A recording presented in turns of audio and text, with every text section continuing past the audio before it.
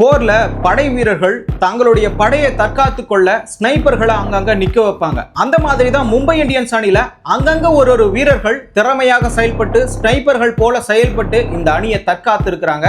அந்த வகையில ரோஹித் சர்மாவும் சிறப்புடன் செயல்பட்டு இருக்கிறார். ஜஸ்பிரீத் பும்ரா தேவையான நேரத்துல சரியாக பலமாக இருந்திருக்கிறார். ஹார்திக் பாண்டியா கேப்டனா சிறப்புடன் செயல்பட்டு இருக்கிறார். அஸ்வினி குமார் இளம் தலைமுறை பிளே ஆஃப்ல விளையாடுறாருன்ற ஒரு பயமே கிடையாது. 4 ஓவருக்கு 54 அடிக்கக்கூடிய சூழ்நிலையில தன்னுடைய ஓவர்களை 8 ரன்கள் மட்டும் விட்டு கொடுத்திருக்கிறார். இப்படி ஒரு பல்டான்ஸ் அணியை நாம எங்கேயுமே பார்த்ததே கிடையாது. எப்பேற்பட்ட அணி வேணாலும் ஃபைனலுக்கு போகலாம். இந்த அணி ஃபைனலுக்கு போயிட்டா கப்பு கண்டிப்பா மும்பை இந்தியன்ஸ்க்கு தான் அப்படின்னு சொல்லிட்டு நம்பிக்கையாக தெரிவிக்கிறார்கள் பல கிரிக்கெட் வீரர்களும் சரி, விமர்சகர்களும் சரி. அந்த வகையில தான் இந்த அணியினுடைய பர்ஃபார்மன்ஸ் கடந்த 9 போட்டிகள்ல நாக் அவுட் போட்டியாக செயல்பட்டு இன்னைக்கு பிளே ஆஃப்ல குவாலிஃபயர் 2ல இருக்கிறாங்க. அப்படிப்பட்ட மும்பை இந்தியன்ஸ் அணி தற்பொழுது குஜராத் அணியுடன் மோதிய போது ஏற்பட்ட நிகழ்வுகளை பற்றி முழுமையாக இந்த தொகுப்புல பார்ப்போம். சண்டிகர்ல முல்லான்பூர் கிரவுண்ட்ல தான் இந்த இடத்துல மும்பை இந்தியன்ஸ்க்கும் இன்னொரு பக்கம் குஜராத் டைட்டன்ஸ்க்கும் போட்டி நடைபெற்றது. இந்த போட்டிக்கு முன்பாக பஞ்சாபுக்கும் ஆர்சிபிக்கும் இதே கிரவுண்ட்ல தான் நடைபெற்றது. அந்த இடத்துல தொடக்கத்துல பேட்டிங் ஆடியது யாருன்னு பாத்தீங்கன்னா பஞ்சாப் அணி தான். 101 ரன்னுக்கெல்லாம் ஆல் அவுட் ஆயிடுச்சு. காரணம் அந்த கிரவுண்டோட சூழ்நிலை. அப்படி இருக்கும் பொழுது இந்த இடத்துல டாஸ் வின் பண்ணது மும்பை இந்தியன்ஸ் அணியினுடைய ஹார்திக் பாண்டியா தான். அவர் எந்த விதத்துல பேட்டிங் எடுத்தாருன்னு சொல்லிட்டு எல்லாருக்குமே குழப்பமாக இருந்தது. காரணம் என்னன்னா, இவர் பேட்டிங் எடுத்துட்டா நேற்று 101 போல சுருண்டு போயிடுவாங்களோன்ற ஒரு பயம் மும்பை இந்தியன்ஸ் ரசிகர்களுக்கே. ஆனா தெளிவான விளக்கத்தை மும்பை இந்தியன்ஸ் கேப்டனான ஹார்திக் பாண்டியா கொடுத்திருக்கிறாரு. இந்த இடத்துல ஈரப்பதம் நேற்றைய போட்டிகள்ல அதிகமா இருந்துச்சு. ஆகையினாலதான் அவங்களால எதையுமே பண்ண முடியல. இந்த இடத்துல ஈரப்பதம் குறைவாக இருக்கிறது, எங்களால அதிக இலக்கை செட் பண்ண முடியுன்ற ஒரு நம்பிக்கையில தான் நாங்க இதை தேர்வு செஞ்சோம்னு சொல்லிட்டு தெளிவா கொடுத்திருக்கிறாரு. அதுவும் இல்லாம ஜானி பாஸ்டோ இன்னொரு பக்கம் கிளீசன் யாருக்கு பதிலா தேர்ந்தெடுத்துட்டாங்கன்னா ரியான் ரிக்கல்டன், வில் ஜாக்ஸ் இவங்க 2 பேருமே பலம் வாய்ந்த ஒரு வீரர்கள் மும்பை இந்தியன்ஸ் அணிக்கு. கடப்பாறை அணின்னு சொல்றது ஒவ்வொருத்தரும் கடப்பாறை போல செயல்படுறதுனால தான் சொல்லுவாங்க. இந்த 2 பேர் போயிட்டா அந்த 2 பேர் சரியா செயல்படுவாங்களான்ற ஒரு கேள்வியும் இந்த இடத்துல இருந்தது. அவங்க 2 பேரும் சிறப்புடன் செயல்பட்டாங்க. அதே மாதிரி குஜராத் டைட்டன்ஸ் அணியில பிளே ஆஃப்ன்ற ஒரு அழுத்தம் இல்லாம நாங்க தெளிவான மனநிலையோட தான் இருக்கிறோம், நேர்மறையான கருத்துக்களோட தான் இருக்கிறோம்ன்ற சொல்லிட்டு தெளிவா சொல்லியிருக்கிறாரு கில் அவர்கள். அது மட்டும் இல்லைங்க, இந்த இடத்துல பட்லருக்கு பதிலா குஷால் மெண்டிஸும் இன்னொரு பக்கம் வந்து பாத்தீங்கன்னா அர்ஷத் கானுக்கு பதிலா வாஷிங்டன் சுந்தரம் இறங்கி இருக்கிறாங்க. இந்த மும்பை இந்தியன்ஸ் அணியிலையும் சரி, குஜராத் டைட்டன்ஸ் அணியிலையும் சரி, 4 வீரர்களுமே இந்த மேட்ச்ல தாக்கத்தை ஏற்படுத்தியவர்கள் தான். அதை அழுத்தமாவும் ஆழமாவும் சொல்லலாம். அதனைத் தொடர்ந்து மும்பை இந்தியன்ஸ் அணி பேட்டிங் ஆட தொடங்கினாங்க. ரோஹித் சர்மாவும் பாஸ்டோவும் உள்ள வந்தாங்க. வான வேடிக்கை காட்டினார் பாரிஸ்டோ. தொடக்கத்துல 22 பந்துகளுக்கு 47 ரன்களை அடிச்சிருந்தாரு. கிட்டத்தட்ட 4 4 3 6 அடிச்சிருப்பாரு. ஆனா இவர் வான வேடிக்கை காற்ற வரைக்கும் ரோஹித் சர்மா பொறுத்து இருந்தார். அதுக்கு முன்னாடியே ரோஹித் சர்மா அவுட் ஆயிட்டு எப்பயோ பெவிலியன் போயிருப்பாரு. ஆனா சிறு குற்றங்கள் யார் செஞ்சதுன்னு பாத்தீங்கன்னா இந்த இடத்துல குஜராத் டைட்டன்ஸ் தான். 2 பேர் தான், குஷால் மெண்டிஸும் இன்னொரு பக்கம் வந்து பாத்தீங்கன்னா கோட்ஷாவும். இந்த 2 பேர் கேட்ச் தவற விட்டதுனால இந்த இடத்துல ரோஹித் சர்மா பாரிஸ்டோ அவுட் ஆயிட்டு போன உடனே கிட்டத்தட்ட 50 பாலுக்கு 81 ரன்களை அடிச்சிருப்பாரு. 9 பவுண்டரி 4 6 அடிச்சு நொறுக்கி இருப்பாரு. வான வேடிக்கையா காட்டி இருப்பாரு. கூடவே வந்துட்டு அந்த ரன் ரேட் குறையாம இருக்கிறதுக்காக ஸ்கை, அதாவது சூரியகுமார் யாதவும் தன்னுடைய பங்குக்கு 6 4 விளாசி தள்ளி இருப்பாரு. திலக் வர்மாவும் ஆக்சிலேட் பண்ணிருப்பாரு. இப்படி எல்லா வீரர்களுமே பொழந்து தள்ளினா எந்த ஒரு வீரர் தான் நம்ம கண்ட்ரோல் பண்றது, எங்க தான் நம்ம கண்ட்ரோல் பண்றது, ரன்னை இப்படி கட்டுப்படுத்துறதுன்னு சொல்லிட்டு குஜராத் டைட்டன்ஸ் அணிக்கு தெரியவே இல்லை. தொடக்கத்திலே 3 ஓவர் கொடுத்தாரு சிராஜுக்கு. ஏன் தெரியுமா? எல்லார் ஓவர்லயுமே 6 4 போகுது. இன்னொரு பக்கம் 26 ரன் கொடுத்தாரு பிரசித் கிருஷ்ணா பவர் பிளேலே. அப்படி இருக்கக்கூடிய சூழ்நிலை இப்படி ஒரு ஆட்டம் ஆடுனா எப்படிடா நாம ஜெயிக்கிறதுன்னு சொல்லிட்டு பொறுமை இழந்து கில் அவர்கள் உள்ளவே கத்த ஆரம்பிச்சுட்டாரு. பால உள்ள வைடு வெளியே வை, உள்ள வை வெளியே வைன்னு சொல்லிட்டு பிரசித் கிருஷ்ணா கிட்ட ஒரு பக்கம் ஃபோர்ஸ் பண்ண தன்னுடைய தவறுதலால முதல்ல இருந்தே 6 கொடுத்திருக்காரு பிரசித் கிருஷ்ணா. ஆகையினால 26 ரன்கள் ஒரே ஓவர்ல பாரிஸ்டோ அடிச்சு நொறுக்கி தள்ளிட்டாரு. அதுக்கப்புறமா ரோஹித் சர்மாவும் நொறுக்கி தள்ளினாரு. யார் ஓவர் கிடைக்குதோ எல்லா ஓவரும் அடிச்சு தள்ளனாங்க. ஆனா ரஷித் கான் மட்டும் இந்த இடத்துல கண்ட்ரோலபிளா வீசி இருக்கிறாரு. இந்த சீசன் முழுக்க தவறுதலா வீசியவர் இந்த பிளே ஆஃப்ல மட்டும் சிறப்பா வீசினாரு. அவர் கூட ஒரே ஒரு பார்ட்னர்ஷிப் பவுலர் நல்லா வீசி இருந்தா கண்டிப்பா இந்த இடத்துல 210க்கெல்லாம் சுருட்டி இருக்கலாம். போட்டி முடிந்த உடனே பேட்டியில கில் அவர்கள் என்ன சொல்லியிருந்தாரா, 210 கொடுத்திருந்தா கண்டிப்பா நாங்க ஜெயிச்சிருப்போம். அதுவும் இல்லாம அந்த 3 கேட்ச் பிடிச்சிருந்தா இன்னும் எளிமையாக ஜெயிச்சிருப்போம். ஆனாலும் இது சிறப்பான ஒரு ஆட்டமாக தான் இருந்தது. சாய் சுதர்சனும் சிறப்பாக செயல்பட்டாருன்னு சொல்லிட்டு தெளிவான விளக்கத்தை கொடுத்துட்டு அமைதியா வெளியே போயிட்டாரு. குஜராத் டைட்டன்ஸும் இந்த இடத்துல இருந்து வெளியே போயிடுச்சு. ஆனா இலக்கு 228 இருந்தது. இந்த இடத்துல முக்கியமா கடைசி ஓவர் தான் ட்விஸ்ட்.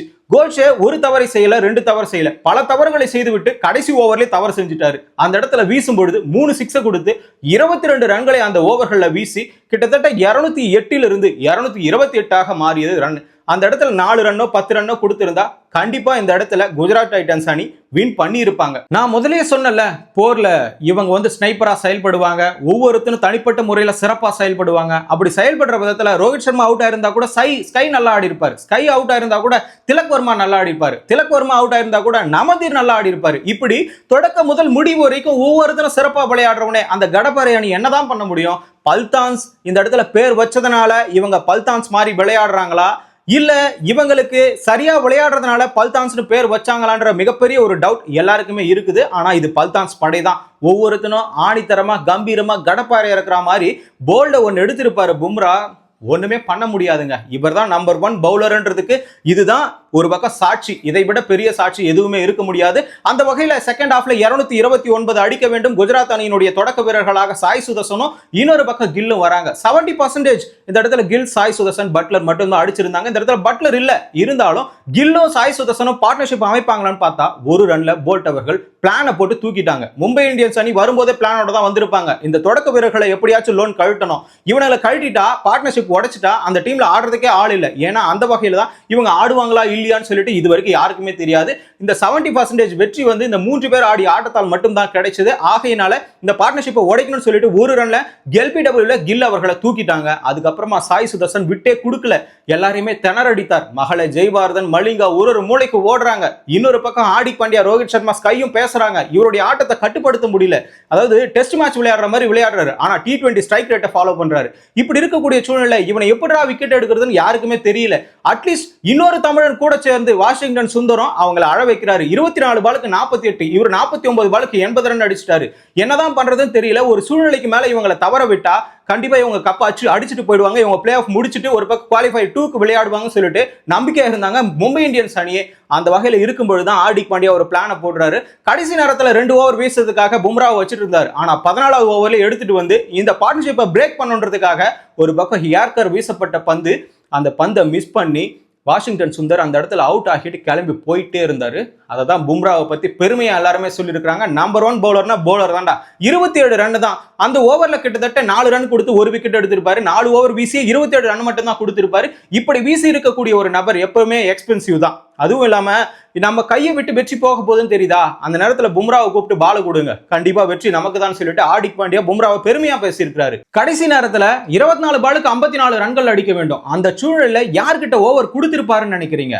ஒண்ணுமே தெரியாதுங்க. இளம் வயசு, பிளே ஆஃபே இது வரைக்கும் விளையாடல. ஆனா விளையாடுறது என்னமோ பிளே ஆஃப் தான். எந்த அணியில விளையாடுறாரு? கடப்பாறை அணி.